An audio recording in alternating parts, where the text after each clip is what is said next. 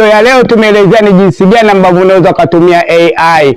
AI inatumia kwa matumizi mengi sana. Unaweza kutumia kwa ajili ya kudesign picha, vitu tofauti tofauti na kuweka matangazo. Sasa ni jinsi gani ambavyo unaweza kutumia ile AI. Kwa hiyo kikubwa mimi ninayo hapa, maana yake naizungumzia ni hii hapa, wanaita ChatGPT. ChatGPT ni AI nzuri ambayo ina uwezo wa kukutengenezea wewe unachokitaka. Sasa hii ChatGPT unaipata wapi? Unaipata hapa, unarudi zako unarudi zako hapa, unarudi zako unaenda kutafuta kitu kimeandikwa Play Store. Hii Play Store unaifungua. Baada ya kufungua Play Store inafunguka kama hivi. Kwa hiyo wewe unakwenda hapa kwenye neno hili hapa limeandikwa search, unakwenda hapa kwenye neno hili hapa limeandikwa search, hili hapa chini ya simu yako. Ili neno baada hapo una search, unabonyeza, ukishabonyeza unakwenda zako juu moja kwa moja kwenye search app, kisha unabonyeza alafu una click. Ukisha click unaandika